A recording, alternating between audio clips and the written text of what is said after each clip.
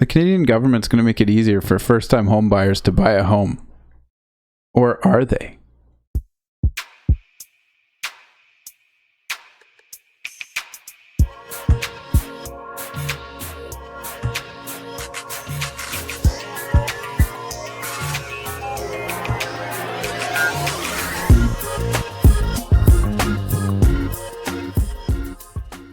The new budget's out, and there's a few initiatives in this budget that are meant to improve lives for Canadians one way or another. Most notably, they've taken notice of the housing affordability crisis that we have been dealing with for the past while. Cost of buying a home has doubled in the last few years. And so the government has some ideas on how they can help us, those of us first-time home buyers, buy our first house. We'll see if we think that they're going to actually help us out at all, or is this just some lip service to make it look like they're actually doing anything? Correct. That is exactly what they are doing. They are just creating another savings account for Canadians so that they can just save some more of their hard-earned dollars and eventually purchase a house, because saving for a house is the exact same as making houses more affordable. Right. Not. That's a big not. Right. Yeah. So what you can do now, apparently, or after this, towards the end of this year, is save money tax-free, just like a tax-free savings account and your RSPs. You can save up to $40,000 in an account for, I think that's the $40,000 is current, and then are they adding the $8,000 or something per year afterwards? No, it's currently a max of $40,000 overall that you can put in this account and then take out and use to buy your home. And they've capped it at $8,000 a year that you can put in. So it's very restricted. They've already regulated this quite severely, and I have to say, is $40,000 really enough? Well, it's on an average house, it's the initial 10% payment. If your average house costs $400,000, well, in some luckier markets, you're right. But what's the cost of the average house in Canada these days? In our current market, it is closer to $400,000, but across the country, it's a hair over 800. It's closer to 5% then. Yeah. Well, for them, if you're a first-time home buyer, would it not be 5% down you're putting? Would not be an option? It would be, but you can't so. This problem exists now, and you are trying to save $40,000 at $8,000 a year. That doesn't help you now. That helps you after things continue getting worse. Fair. It just means that whatever you put in on that value of a savings account is something that you don't pay taxes on. So what? So for people that are in 30% or something on taxes on your $8,000, what does that equate to for them to not pay taxes on? 30% of $8,000? Yeah. Isn't that $2,400? Yeah. Well, okay, so it combines, allegedly, this could be wrong, this is my understanding so far, is it combines the good parts of the RSP and the TFSA. So you can put it in without having paid tax on it, and then you can pull it out and use it to buy your house without paying tax at that point. So it is actually, in that respect, better than an RSP or a TFSA, but it's not really enough, especially in markets like Toronto and Vancouver. Can you not pull out it on a TFSA and not have to pay taxes on it? You pay tax before you put it in. Okay, that's right. Because, yeah, it's just on the money. No, is that correct? Is that on the money accrued in it? You pay tax, before you put that money in, you've already been taxed on that money. So whatever it then proceeds to grow to, you don't get taxed on. The RRSP, you put that money in before you're taxed on your income.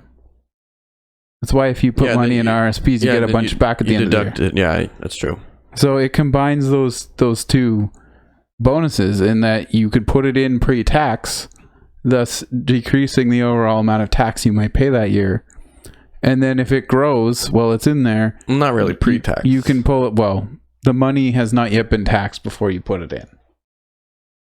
Like, how does that work? So that you put your money in from your savings account, right? You're already being taxed from your employer. You're getting a credit back. If as soon as you put that money in at the end of the year on your taxes, you'll report it, and then you'll receive a tax rebate for that amount, the same way RSPs work. Yeah, right? exactly. So technically, you're not getting taxed on that money when you put it in. You get taxed on it later when you pull it out of your RSP. In a way, I'm getting taxed on it because I don't get to have that. You don't get it all year. Money back, and I don't get to accrue interest on that money. Well, you get to get it. They give it back to you at the end of the year. Yeah, but that's a whole year that I could have accrued interest or investment on that money that I didn't have until the government gave it back to me. The government accrued interest on it instead and kept it. Yes. Yeah. It's not totally perfect, but there's an advantage to it. Yes, there's an advantage to it. It's not a bad system. It's just a matter of it's only a small measure to increase people's ability to save for these expensive houses. The government is going to do something else, though, to help your houses cost a lot less. What's that? Well, one thing I heard they're going to do is a 2-year ban on foreign home buyers. So imagine telling people moving to Canada, new immigrants, that well, not necessarily immigrants, but some immigrants, if they're not status yet, are Canadian citizens, they wouldn't be able to purchase a house. Well, if you go and dig deeper into this, I don't know the details of it, but there's a whole list of exemptions. There's a whole bunch of ways around this. For example, I know one that I recently heard, haven't been able to confirm yet, but if you're a foreign buyer who owns a Canadian company or corporation, you can just use that company to buy. So there's a lot of ways around this. So I could have a BlackRock Canada corporation and continue to purchase homes and rent them out to people. Even if you weren't a Canadian citizen. Yeah, you just have to have a BlackRock Canada. Yeah, exactly. Also, it does not apply to people who are working here, like with a work visa, but are not citizens. They're allowed to purchase. So this probably is worth digging deeper into, but overall, there's so many exemptions to it, I don't think it's actually really going to do anything. So instead, the government is putting $10 billion into a housing accelerator fund, right? Well, how many homes does that build? Allegedly. Homes or houses? I don't know. It depends. Whatever they are. How many? I don't know. You tell me. 100,000. What's the current shortage of homes in Canada? I don't even know. 2 million. Yeah, that's 1.2 million in Ontario alone. So how does the federal government's $10 billion actually buy these the 100,000 homes? How does it accelerate homes? Well, you see, Josh, you put a name on it, like accelerator fund, and once it has acceleration in the name, you know that it's going faster. I really have no idea how this fund makes more houses on the market. Like, firstly, the federal government doesn't really build houses. No, it's managed more at a provincial level, so it's not clear how this money goes from being money that the federal government has to a new home built in Brandon, Manitoba. Like, it's even how does that happen? It's even managed more on a municipal level, because really, like, I know how houses are built and subdivisions are built. What happens is you take an area of new developed land, and then it's got to get spec'd for all of the utilities, your sewage, electricity, and whatnot, and that whole area has to be purchased, a large portion of it, from prospective buyers in order to actually start developing. And then on top of that, you've got the demand issues, where if you can't get these large developments actually sold out in a certain timing. You're stuck without people actually being able to have houses for a while. So I mean, what does this accelerator fund do? Is the government just going to pay for the houses in certain municipalities to just get built by developers? Is this $10 billion going to go towards developers to not worry about building houses, and they can just go and build the houses, and then the houses will just be on the market? It's a great question, and it has not been clarified how it works. And we can say this safely across all political parties that have said they will pour money into building houses. Not one of them has explained how they're actually going to do it. But Pierre Poilievre would tell you have to remove the gatekeepers. That is his favorite line, and he's probably not wrong, because some of the issues with developers is the municipalities that do come up with certain regulations, significant regulations into where they can build, how they can build. And I mean, that's both good and bad. I mean, it's good in the sense that if you actually were to develop a housing development that would have actual, let's say, zero emissions abilities, right? Or green technologies, we could have a much more futuristic style of living in a specific area that would be much more beneficial when the climate change policies start to take effect. But that's not going to be the case right now. I mean, we're going to have whatever municipality deciding on how houses should be built in those areas, and we're going to have to find market drivers, really, because what happens is we need buyers that can actually afford certain areas. I mean, and the municipalities are heavily influenced by the builders. So, yes, totally. And the builders don't want them to. They argue back and forth. That's right. I know, but I'm just saying the problem comes down to developing a specific new development, or having individuals take the challenge of redevelopment in an area that is actually doing poorly. And that's NIMBYism. Is that what it's called?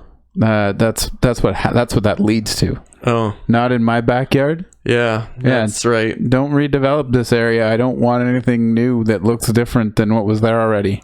Yeah, well, the problem is sometimes homes do become dilapidated and they are falling apart, and it becomes an opportunity for some people to buy into an area that is slightly on the cheaper, when you could already have an existing area that, you have an opportunity to have a house. The problem is that's a challenge for generally to make that profitable. You're not going to build just one house in that location. No. And that's where people start to not be too pumped about it. Yeah, well, like you're saying, we have a 2 million home supply problem. Shortage, yes. Shortage. So that's what I'm saying. There's a supply problem. So what's currently happening is people are bidding on a small supply of homes.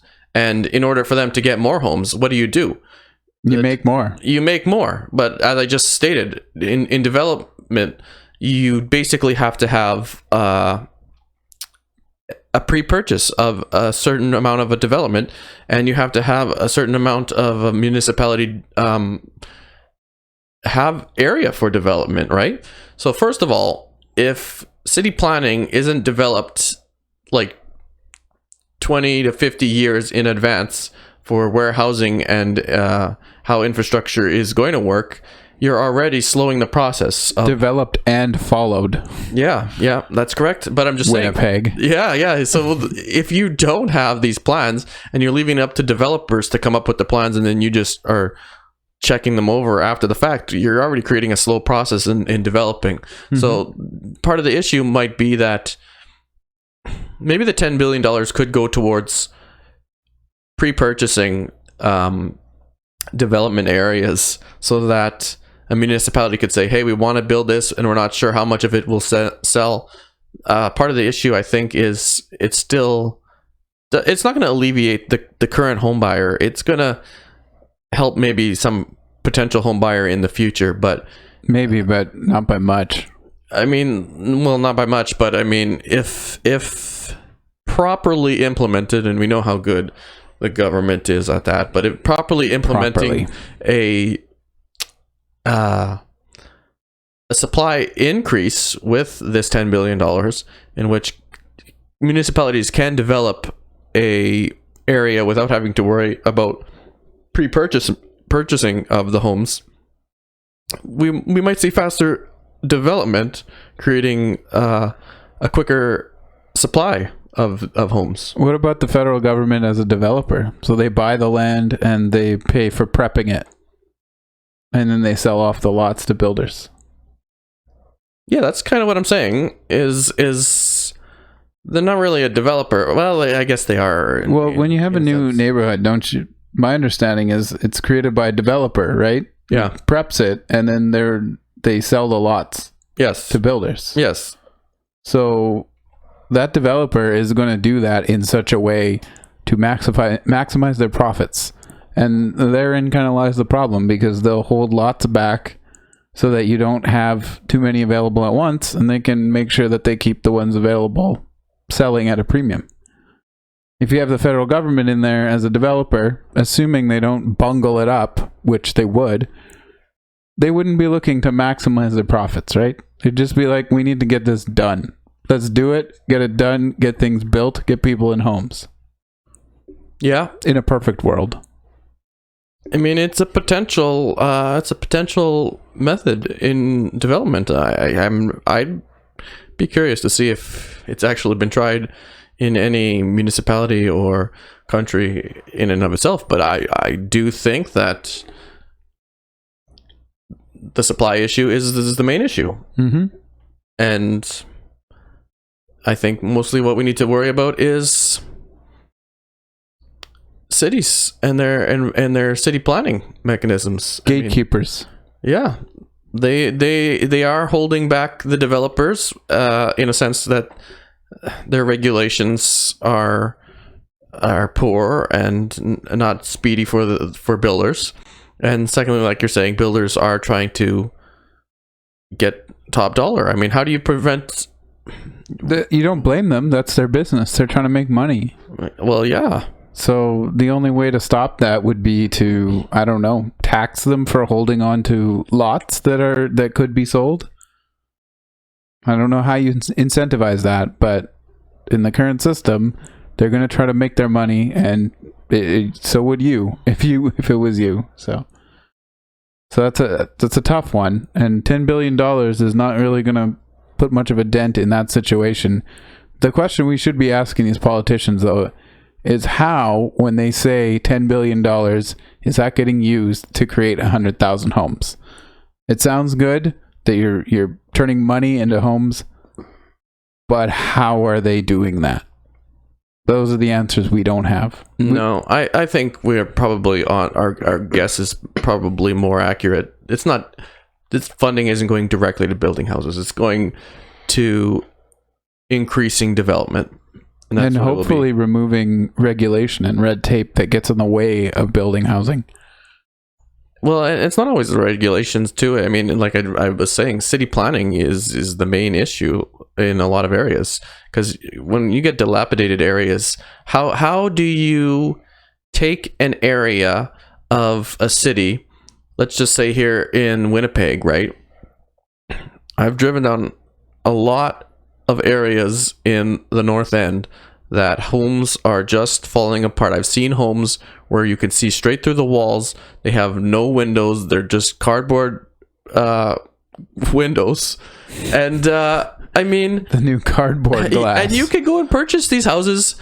Actually, like when I first got into the market, it was probably anywhere from $60,000 to $80,000 for these falling apart homes. And now recently I've seen they're at $120,000 because the lot is valuable. Yeah. So what I'm saying is, how do you create a market out of current homes that are dilapidated? I mean, these people are on a lower end of the poverty scale, right? Is there a method that we can use this money to redevelop already developed areas and just build better neighborhoods in some of these areas where you have good homes out of land that's already feasible to build on. Well, maybe that's what some of that money going into the rapid housing initiative is for. I don't know. I don't remember exactly how much that breaks down to, but they're going to add 6,000 more units of rapid housing, which is supposed to be affordable housing. And the idea is to address sort of more what you're talking about right now. Because when you're talking about going into existing neighborhoods and piecemeal picking out this house here and this house there that are all run down and replacing them, that's less like a large scale building process as like a new development, and it's not really adding a lot of homes, right? Because you're just replacing one home with one home. Well, we know an area in St. Vital where we might beg to differ. Yes, there's a lot of replacing one home with two there, or three. There's a lot of infill homes. But that's what, like, cities densify. This is what happens. You know, the people living in the area don't enjoy it, but that's how cities work. They densify, you know, as a neighborhood matures, more people tend to live in it. Mm-hmm. That's how cities work. They can't just spread out forever and ever and ever. I mean, they can, but that creates its own problems. Yeah.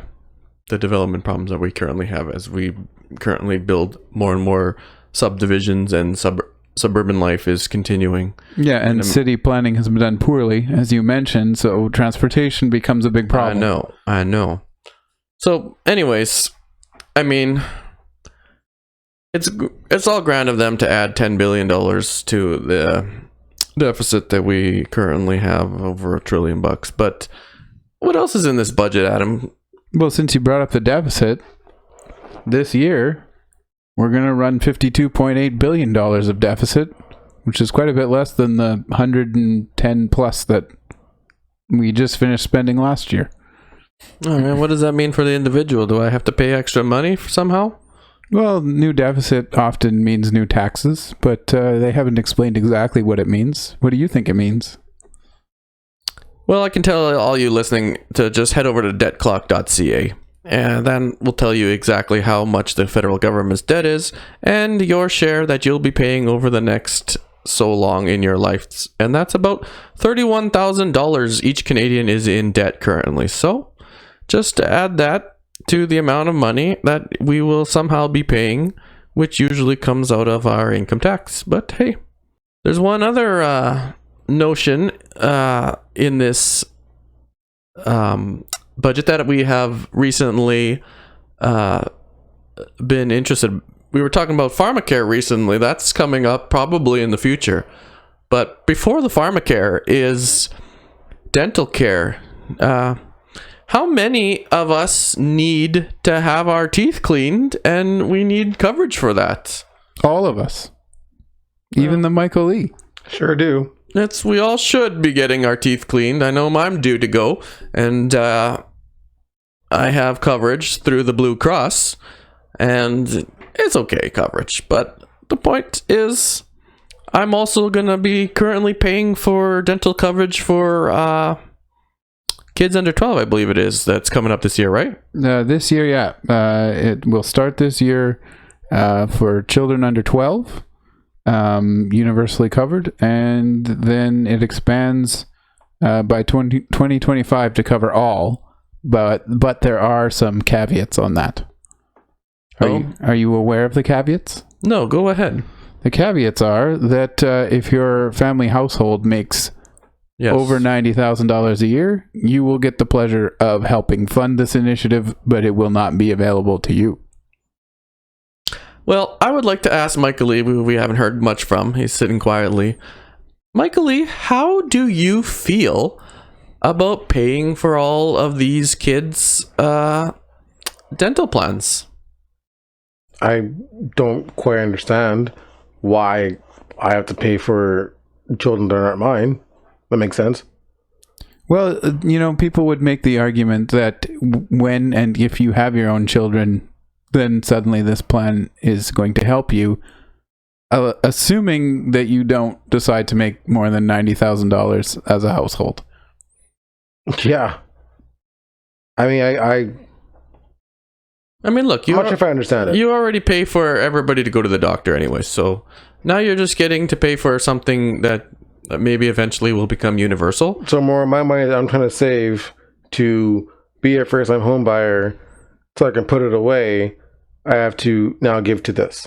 Right, but you can save $8,000 of your extra income every year because you have all that extra income that is now being taken away from you for initiatives like this.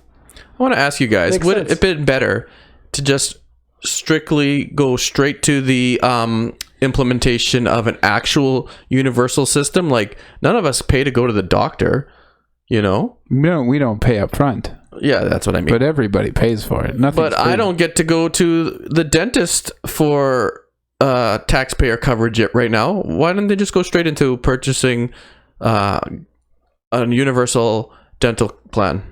Because this is for low-income people only.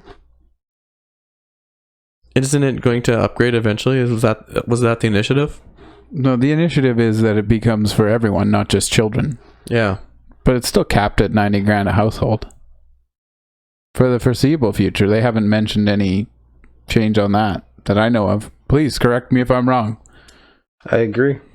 So that will not be universal, in spite of what they might try to call it. But universally, we will all get to pay for it. And some people will tell you that that's how it should be. Other people, like myself, are less of a fan of that system. Yeah, I mean, it's kind of good because it's a sense that like a lot of jobs that aren't offering these benefits, they will be the people who are under $90,000. That's a very good point. They will have the same benefit that anyone households making over that would probably already have that benefit. I mean, yeah. So actually, touching on that, is this going to cause a conflict now with existing plans in the province? Yes, it likely will. Yeah, and there's been no explanation on how that will be dealt with. Although, I mean, it was just recently announced, so more info hopefully forthcoming. Hopefully. But that's definitely going to be a thing. Yeah, and a lot of people, like, it's not just provincial, it's private and everything. So yeah, I don't know what's going to happen, but you know what? It's not like we're being actually taxed more yet right now. So what's going to happen right now? It's just going to come out of the printer? Well, yes. For it? And I'll tell you how much. $5.3 billion over 5 years to get this started out, get it going, and then $1.7 billion a year after that to maintain it, which inevitably that'll probably end up being higher too. So that's what's going to come out of the printer to pay for this. Well, don't worry about it because I have it on good authority that budgets balance themselves. So eventually we will just, have a higher GDP and then the balanced budget will occur and all this stuff that they paid for will just magically be paid for when we increase our GDP here in Canada. Right. That's what they tell me anyways. Our GDP that is heavily based on an inflated housing market. That should go well for all of us. Well, it's not like there's going to be a crash and then people's housing is going to be worth less. No. Well, I do see something interesting on this budget in terms of housing. I'd like to speculate. What do you guys think the Indigenous housing of $4 billion over 7 years is going towards? Is that going to be directed to actual Indigenous First Nations new homes? Well, I think it's good that they're going to get money for housing. It's just that, like everything else, $10 billion probably doesn't go a long way. I mean, it's a lot. $4 billion. $4 billion, sorry. $4 billion, which is far less than 10, doesn't go a long way. And I do know that there was some info on that they were talking about housing being built on reserves, and well, I don't know for sure. I can only speculate that it probably costs more to build a house in a lot of those more remote areas. So $4 billion, it would be great to know what the process is on that, have an idea how many homes that's going to build and how much of an impact that makes. If it has any impact at all, it's obviously a positive, but is it enough? How far does it go? These are some good questions.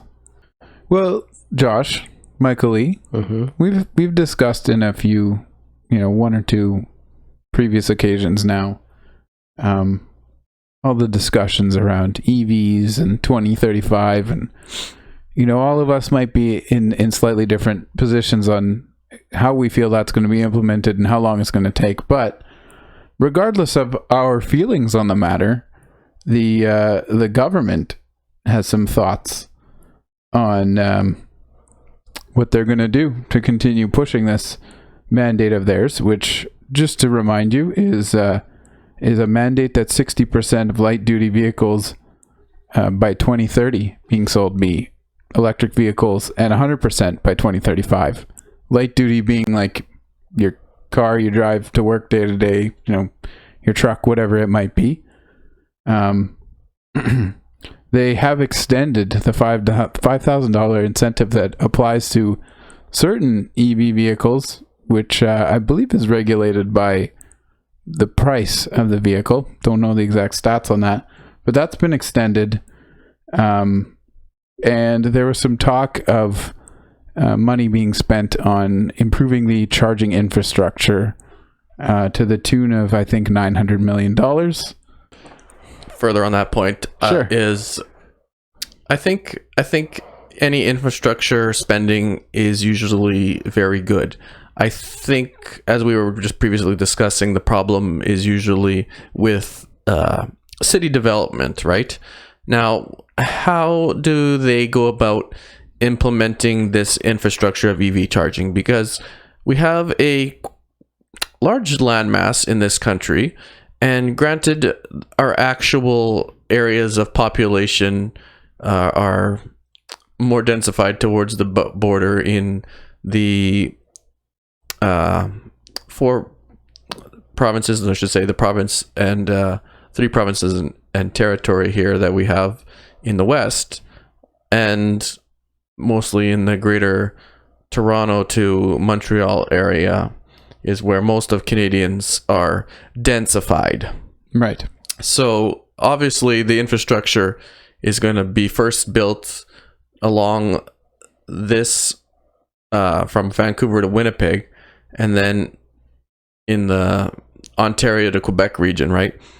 But what are we saying is going to happen? Are these EV stations going to be a grant that is purchased by or is what's the word I'm looking for here?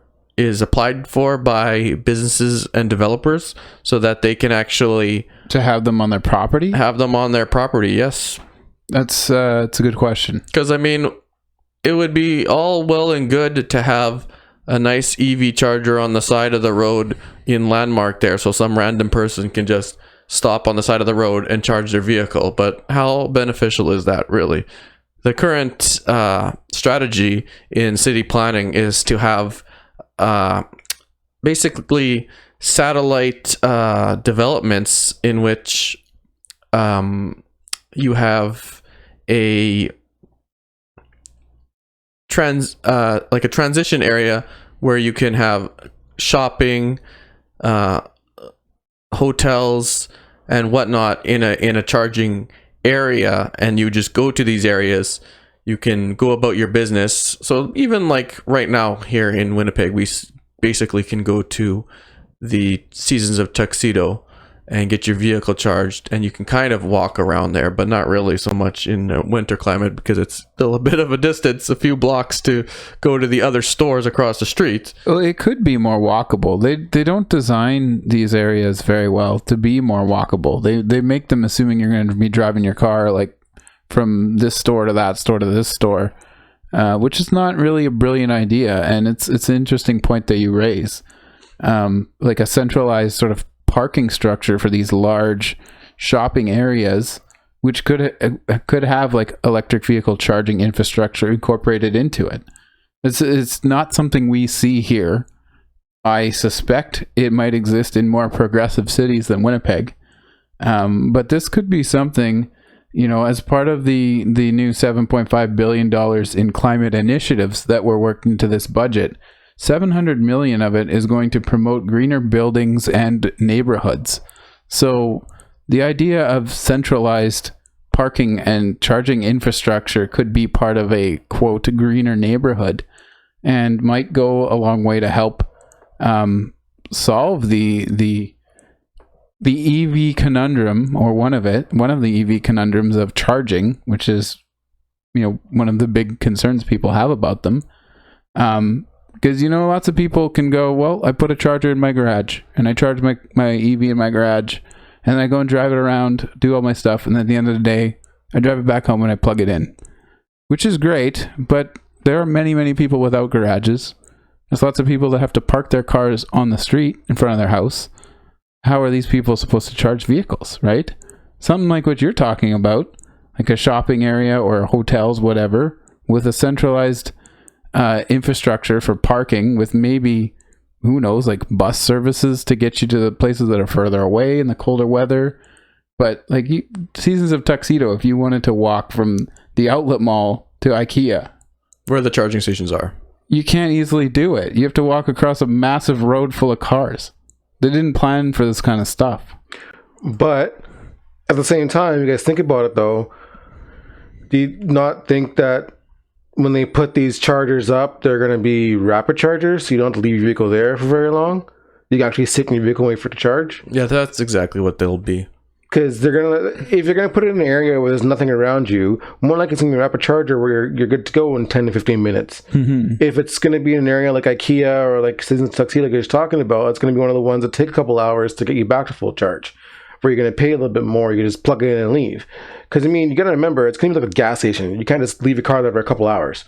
Like, you gotta remember, there's gonna be other people now that's gonna be pushing all this on us, right? To have EVs and everything else. Everybody's gonna be going out to get them. You can't just walk away and leave your car there for a couple hours.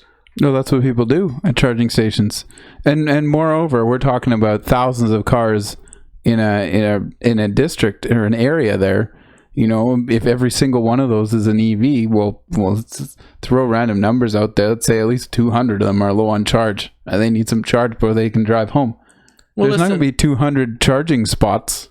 You simply can plug your vehicle in and walk away and leave it on the charger, but you will be charged extra over your charging time. You have a mobile device, and you will download a app, and that app will tell you exactly when your vehicle is charged, and you have 10-15 minutes to go there, just like you're paying for your parking in the city.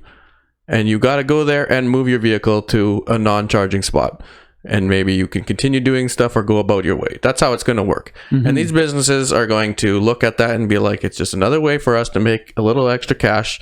And and it's not, I understand that, because if you're going to create infrastructure where you have large centralized parkades, those cost money to maintain, and especially in winter climates. And if you have a lot of charging stations in there, you're going to need major power capability running to these structures. Yeah, I'm not opposed to the building of infrastructure like this, especially with the plan that you have.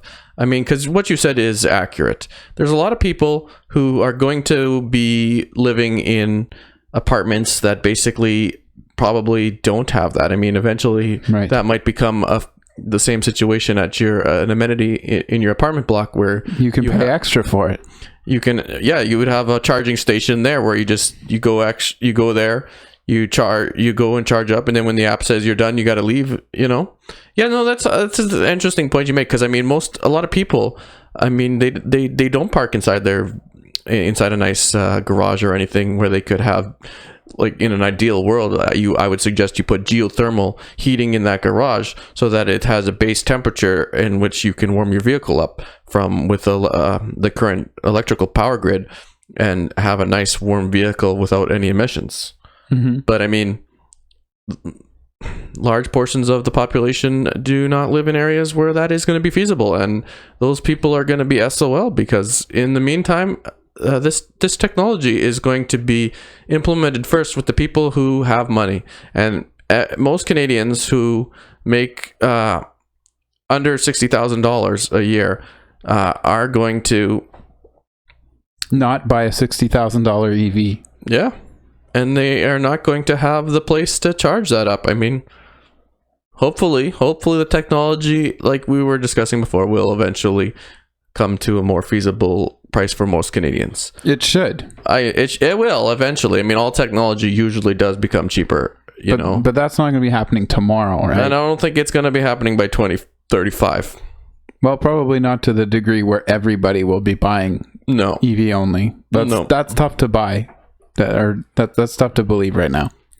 Yeah, I don't believe it, but in regards to the actual $900 million in EV charging infrastructure, I only hope that here in Canada we come up with a universal system in which any charging port that you plug into your vehicle is feasible with your vehicle, because like I said earlier, some EVs in the States have multiple patterns and you have to buy additional adapters for your vehicle, and I just don't like that idea. Well, au contraire, because some of the vehicles are pretty generic. And I say that because the example was today at work, we had a gentleman come in who has a VW charging vehicle that was running low on battery from Arizona that needed a charge. And we plugged in this vehicle in our wall for about an hour. And it was the same charger that we've got for our Chevys. And it worked fine. Yeah, they're fairly standardized on those connections in that you have the Tesla superchargers and then there's everything else, and they use one of two different plugs or both a lot of the time, which is dictated by the I think the speed at which they can charge. And a lot of vehicles will come with the adapters that you're going to need. Listen, the point I'm making here is I have an Aspire laptop in front of me, and Adam has a HP. And do we both have some kind of universal plug-in for the wall? Yes. Isn't that more convenient? Yes. So why can't they just regulate that to have an appropriate one plug for all EVs in Canada? Because how they're going to make money. Because the technology is young. I'm fairly certain there will be some regulation on that, or else they'll all just come together on one standard that is used by vehicles most people can buy, because that's really going to dictate what gets built in like large amounts, right? What the people who are buying the regular mainstream vehicles need. Or to kind of counter Josh's point there as well, don't forget, remember back in the day you used to buy a phone charger and it'd come with the one for the UK? It'd come with one that you would adapt to wherever you're going. Oh, I'll go one step forward past that then. I believe you. I remember when we had these Nokia flip phones and LG phones, and they all had 100 adapters, and now most of us, or at least two of us here, have a USB-C, and one has a USB lightning cable. So standardization is exactly what's going to occur. Yeah, if it's not regulated, it'll just kind of happen anyways. It'll just probably take longer and be a little bit more of a painful process. I mean, it's a complete painful process if you run out of battery and you drive up to a place and you can't plug in. I was trying to say before you cut me off, was the fact that these new vehicles come with the different ends. Yeah. Like, we had a Tesla come in too. It had a different end on it. Came with an adapter. Plug the adapter in. Plug it into the wall. Yeah, done. That's the beginning of the standardization. Eventually, that's going to go away, and it will just be a one plug. Yeah. Eventually. Should be. Yeah. But it needs to be more widely in use technology before like standardization just starts to get forced. Well, I'm going to bring up one extra point here that I started to read about in the budget that kind of worries me, but it also kind of excites me. I didn't know he was going to say that. That was weird. Yeah. Settle down over there. Oh boy. A one-time 15% tax on taxable income over $1 billion for 2021 year for banks and life insurers. The Canada Recovery Dividend. Yes. What do you guys think that is possibly the start of? It's going to be the start of higher corporate taxes. But are we going to start talking about tax the rich? Is that where this is going? That's my question. Is that the start of taxing the rich? Yeah, I would say it is. banks certainly do have all the money. Although when you go apply for a mortgage, if you're not a millionaire, they act like they don't have any. Or they make you jump through hoops. Sorry, not bitter at all. Yeah, but you know what? You're right. It's a one-time tax. Do you think that these life insurers and banks that lend money out do not know how to carry that cost forward? Oh, you know who's going to pay it in the end? The end user. It's not going to be the wealthy. Yeah. It's, as they say, shit rolls downhill. True. I'm not opposed to like corporate taxes. Obviously, there is a balance that has to occur where they will pay some tax, and if it's too heavy, you know what? They're not going to incur that. They are simply going to either get up and leave if it was exorbitant, or they are going to pass it along down. Well, life insurers, they'll just increase premiums to make up the difference. Banks will just, they'll charge higher interest rates on more fees. Loans or more fees. They'll increase your bank account fees. Yep. They'll find a way to not have to pay this. Yeah. And at the end of the day, it will be you, Josh, and you, Michael Lee, and myself that will be paying this tax on the wealthy. Well, does that apply to investment firms? Thus far, it's banks and life insurers. Okay, well, you're going to put your money somewhere else then, is all I say. I guess so. Hide it under your mattress. Well, I'm not saying... Well, now you just gave it away. I'm not saying put your money... It's not under the Michael Lee's mattress. I'm not saying put your money in the bank, but you know what? There are better places if they are going to create ways to make you pay more money for holding your money. Buy Bitcoin. I thought we were buying... Or don't. I don't offer investment advice. Our friend, the Doge, has arrived, and he heard that we should purchase the Shiba. And Dogecoin? That is correct. Well, thanks for coming in here to offer us that advice, Casper. We appreciate it. Yes. We'll get you a mic one day. You can offer your investment opinions. Well, we should probably mention the defense spending since that's been... That's an interesting point. I mean... Yeah, it's been discussed a lot lately. It's been nice of the government to spend some money for Ukraine. I don't know what that money is going to. Do you think it's weapons or both or aid? The non-lethal aid. There has been a lot of non-lethal supplies sent over there. I don't really know what we've done thus far for Ukraine. I suspect we probably could have done more. But yeah, it wasn't really clear exactly what that $500 million in aid for Ukraine is buying. Tickets to get the hell out of there? Yeah, I guess so. I don't know. Yeah. Well, anyways, defense spending. Spunding. Spunding. I think I almost said spunding as well.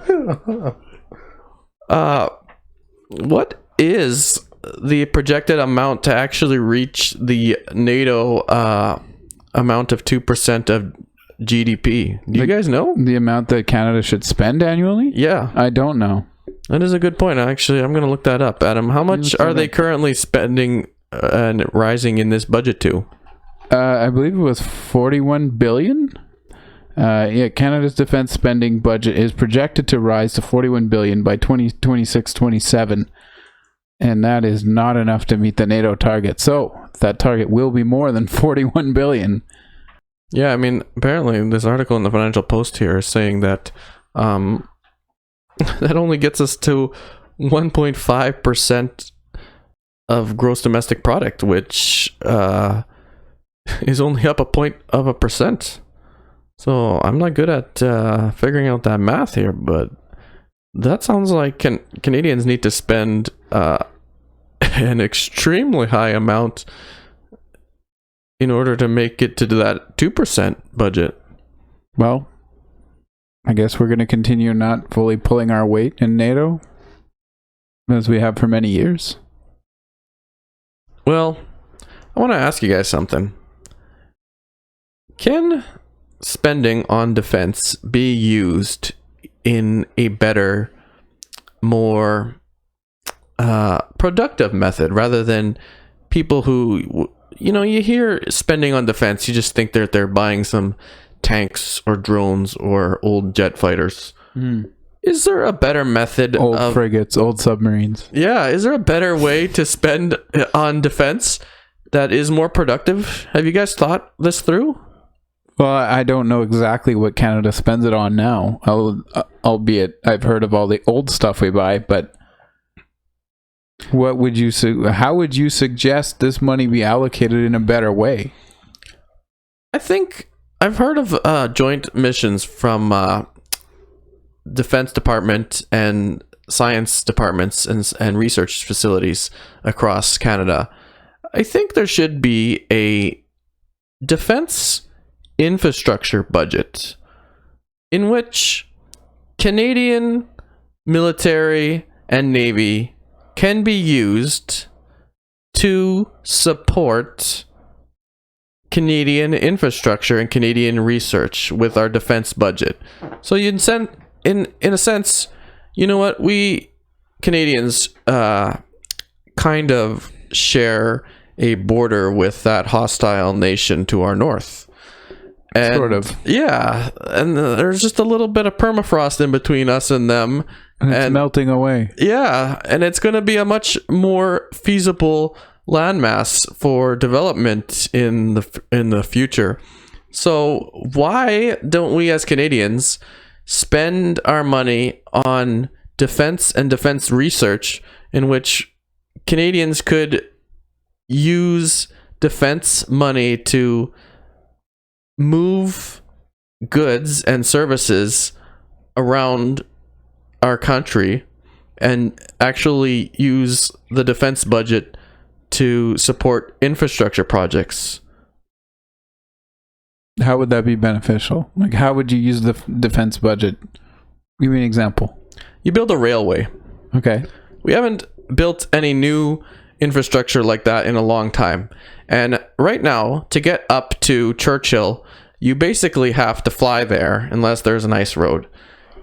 What if in the future it becomes an area where, could be a port? It was planned in Manitoba to have a port there a long time ago, and now if the climate change is going to create warmer weather up there, we need to develop a method in order to get up there. What if the Canadian defense budget was increased to develop infrastructure like rail to get around the country, develop proper rail lines that could get you up north? And what that eventually does is develop a system of transportation, because one of the problems, if you've looked into this war that's going on in Ukraine, is the Russians basically, their logistics are based on rail lines in their country to get back and forth, but they're in a country right now where they basically can't move around, and they have no logistical plan to support their infantry, and they have other poor issues with their a plan. But regardless of that fact, if here in Canada, if some fighter jets flew over the North Pole and came to Canada, you would be in this country for quite a long time and be able to amass quite a force on Canadian borders, basically with hopes that our American friends with their submarines floating around up north would be able to detect and counteract any hostile aggression from that direction. But isn't this why we have NORAD? Yes, but what good is it when you have to depend on planes to fly all the way up north? How do you get tanks to a certain area in the country if you were actually in a wartime scenario? We have no infrastructure. Right. There's no way to defend the northern border. That's what you're trying to say. Yes. And I'm saying we could develop a consistent a plan in which we have infrastructure to actually move a little bit up that way. At the same time, that would be able to help the current societies that are up north that are struggling with like $30 milk jugs, you know? Because if you create more infrastructure in the country, would create a better supply chain, because now you just simply would have those pathways. Well, that port on Hudson's Bay at Churchill that you mentioned, this is an opportunity here for Canada to have another way to move our resources in and out of the country to other continents, especially as it becomes warmer and there becomes longer and longer times of the year where there's open water up north and ships can move through. And even when it freezes over, you know, there's icebreakers that can keep pathways open.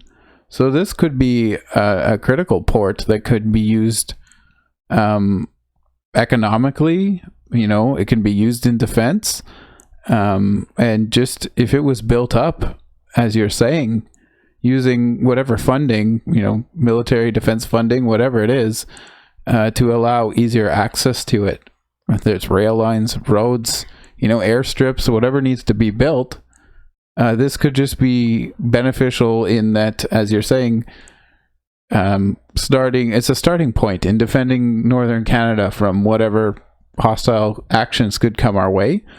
And it's also going to drive the country's economy, and it will be beneficial for people who live in the north, because there will just be more accessibility to them to be able to get goods up to them from, you know, the southern cities and whatnot, and for them to be able to move around as well. So yeah, it could be mutually beneficial if, you know, defense money was spent on this kind of thing. Yeah, I mean, I don't know if there's any requirements for the defense spending that NATO actually would consider. I think it just needs to be spent on something defensive.